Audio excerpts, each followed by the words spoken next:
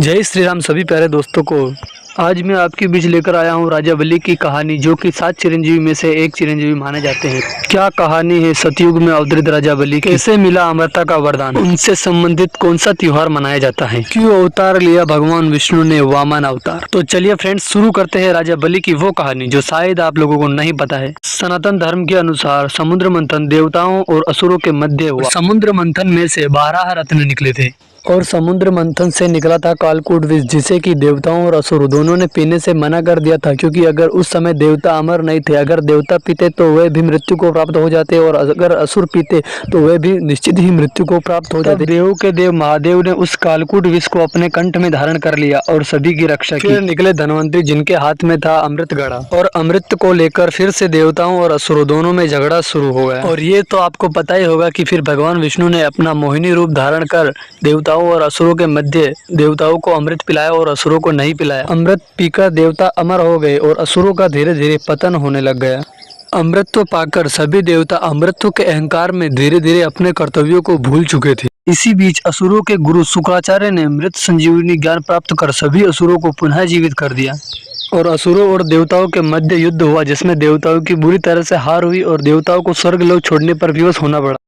देवताओं की यह स्थिति उनकी माता अदिति से देखी नहीं गई और उन्होंने भगवान विष्णु की आराधना शुरू कर दी। आराधना से प्रसन्न होकर भगवान विष्णु ने अदिति से कहा कि मैं जल्द ही एक ब्राह्मण के रूप में वामन अवतार में अवतरित होऊंगा और देवताओं के इस कष्ट का निवारण करूंगा। और उधर शुक्राचार्य ने हिरण्यकश्यप की चौथी पीढ़ी के वंशज चक्रवर्ती सम्राट बलि को उनका राजा बना दिया।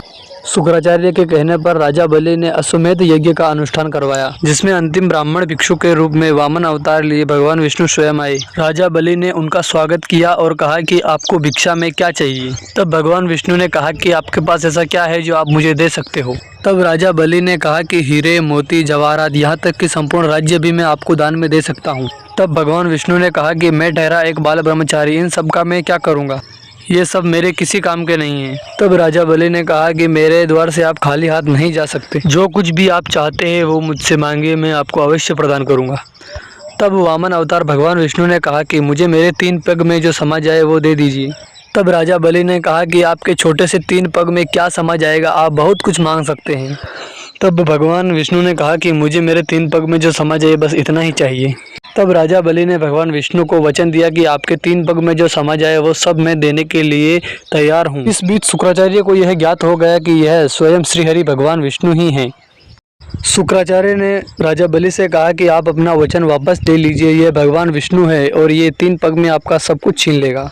इस पर राजा बलि ने कहा कि मैं बहुत ही भाग्यशाली हूँ कि भगवान विष्णु स्वयं मेरे से भिक्षा लेने आए हैं और मैं अपना दिया हुआ वचन वापस नहीं ले सकता। और वामन अवतार भगवान विष्णु से कहा कि आप अपने 3 पैर रखिए जहाँ आपको रखने हैं। और वामन अवतार भगवान विष्णु ने अपना स्वरूप इतना विशाल किया कि एक पग में उन्होंने संपूर्ण ब्रह्मांड को माप लिया और द्वितीय पग में संपूर्ण पृथ्वीलोक को माप लिया।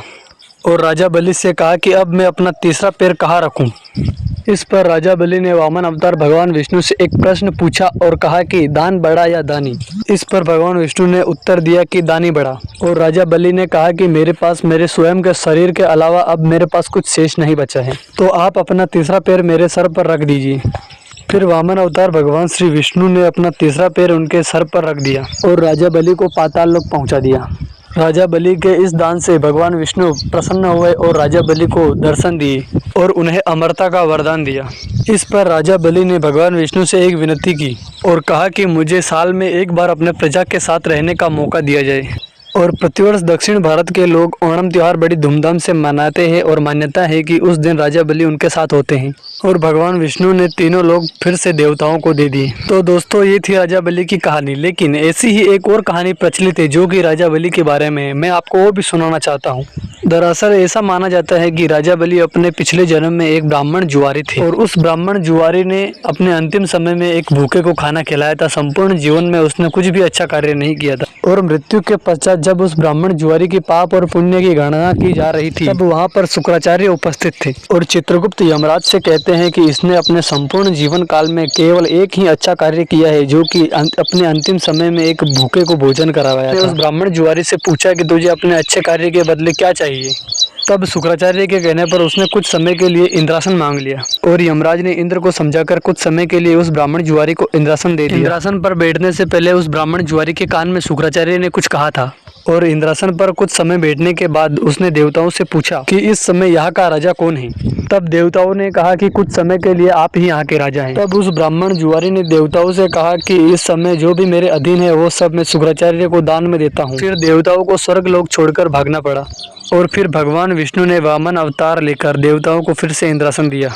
तो दोस्तों, राजा बलि से लेकर ये दो कथाएं थी जो कि मैंने आपको सुना दी है। इन दोनों में से आपको सत्य कौन सी लगती है, पहली वाली या दूसरी वाली, कमेंट जरूर करें। और वीडियो के लास्ट में मैं आपसे कहना चाहता हूं कि अगर आपको ऐसी ही जानकारी और चाहिए तो अभी चैनल को सब्सक्राइब करें। तो चलिए दोस्तों, फिर से मिलेंगे ऐसी ही जानकारी के साथ। जय श्री राम।